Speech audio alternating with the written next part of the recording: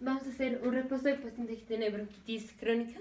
Y en el video anterior vimos de manera extensa cómo se presentan los pacientes con bronquitis crónica, cuáles son sus complicaciones y pues la definición. Ahorita nada más va a ser un repaso.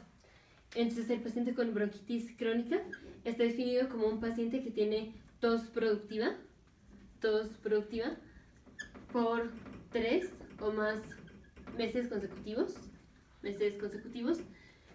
o digamos en 2 o más años consecutivos. O sea, el paciente tiene que en un año tiene que tener 3 meses consecutivos de tos productiva y esto por 2 años. O sea, que en el siguiente año también tenga cuando menos 3 meses consecutivos de tos productiva. Esto quiere decir, esto es la definición de bronquitis crónica. Clásicamente los pacientes que tienen bronquitis crónica son los pacientes que fuman. Casi nada más lo encontramos en estos pacientes. Los pacientes con bronquitis crónica van a tener hiperplasia y también tienen hipertrofia de las glándulas que encontramos en la pared del bronquio, o sea, de las glándulas mucinosas. Hiperplasias que tenemos aumento del número de glándulas, hipertrofias que tenemos aumento del tamaño. Esto quiere decir que el índice de Rey va a estar aumentado. El índice de Rey va a ser mayor al 50%. Entonces recordemos, aquí tenemos la tráquea, aquí está el bronquio primario izquierdo, bronquio primario derecho. Vamos a poner toda la pared del bronquio, vamos a ponerlo aquí. Ya sabemos que la pared está compuesta por el epitelio, entonces aquí están las células epiteliales que son células columnares. Estas son las células, estos son los cilios. Este es el epitelio. Luego tenemos la lámina propia. Esta es la lámina propia. Y aquí tenemos vasos sanguíneos como una vena. Luego tenemos la capa de la submucosa. Todo esto va a ser la submucosa. Y en la submucosa tenemos glándulas mucinosas o glándulas serosas. Las glándulas mucinosas son las glándulas que producen moco. Las glándulas serosas son las glándulas que producen fluido o líquido. Así, voy a borrar aquí para tener espacio. Tenemos muchas glándulas, tenemos hiperplasia, o sea, aumento del número de glándulas, e hipertrofia, las glándulas están grandes. Y luego tenemos, aquí, luego viene músculo liso.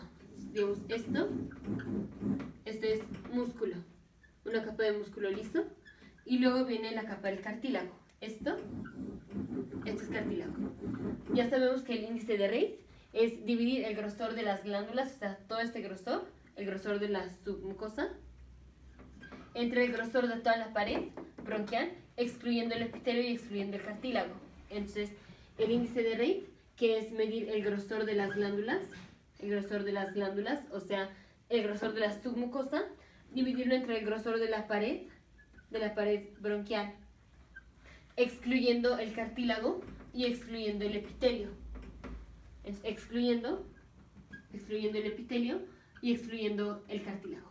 Y al hacer esta división, en el paciente con bronquitis crónica va a ser mayor al 50%. O sea, que de toda la pared bronquial, excluyendo el cartílago y excluyendo el epitelio, de todo esto, más del 50% va a estar compuesto por las glándulas. ¿Por qué? Porque tenemos hiperplasia y tenemos hipertrofia, en consecuencia a haber estado fumando, clásicamente. Estos pacientes, si tenemos hiperplasia e hipertrofia de las glándulas, producen mucho moco. Entonces, vamos a ponerlo aquí. Aquí está la tráquea, aquí está el bronquio. Estos pacientes producen mucho moco. Entonces, si tenemos un tapón de moco aquí, o sea, el moco está obstruyendo el flujo. Entonces, formación de moco, esto obstruye el flujo.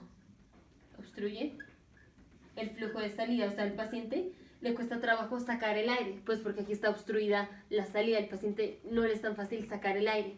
Y entonces tenemos retención de aire. Y recordemos, nosotros el aire que vamos a sacar es aire que ya contiene altas concentraciones de dióxido de carbono. Este paciente no puede sacar el aire, entonces este paciente retiene aire, pero es aire que ya tiene dióxido de carbono. Entonces, retención de dióxido de carbono. Aquí vamos a poner los alvéolos. Entonces, finalmente aquí están los alvéolos. Y los alvéolos contienen oxígeno y contienen dióxido de carbono. Si este paciente retiene dióxido de carbono, tenemos menos espacio para el oxígeno. Aquí el paciente retiene dióxido de carbono. Entonces las moléculas de dióxido de carbono están compitiendo con las moléculas de oxígeno. Entonces el paciente va a tener hipoxia crónica. Y si el paciente tiene hipoxia crónica, el paciente se va a poner cianótico. Cianótico, el paciente va a estar azul. Complicaciones va a ser, el paciente no puede sacar el aire y tenemos tapado aquí el bronquio. Como principio general de patología, siempre que obstruimos un tubo o una luz, tenemos riesgo de infección. O sea, si aquí está obstruido la luz bronquial, pues el aire no puede salir y aquí vamos a tener riesgo de infección. Obstrucción del tubo, aquí obstrucción del bronquio, aumenta el riesgo de infección. Entonces, complicaciones.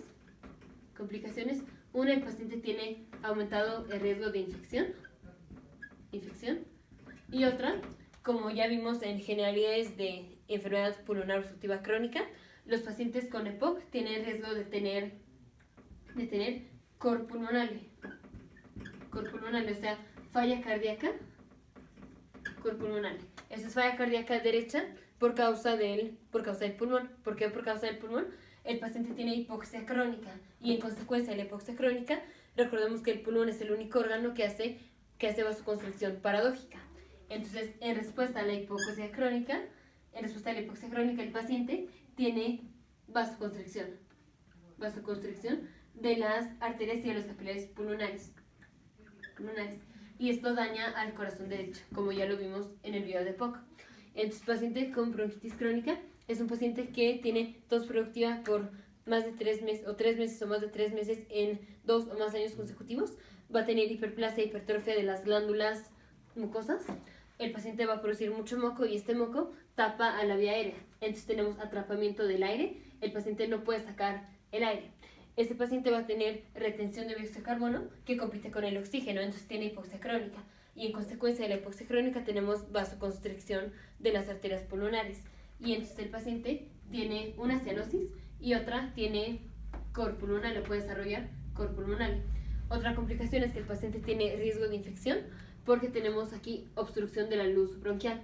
Si a estos pacientes les hacemos pruebas pulmonares, pruebas de función pulmonar, se va a presentar, como ya vimos, con las pruebas de función pulmonar de un paciente que tiene EPOC, o sea, aumento de la capacidad pulmonar total, lung capacity, aumento de la capacidad pulmonar total,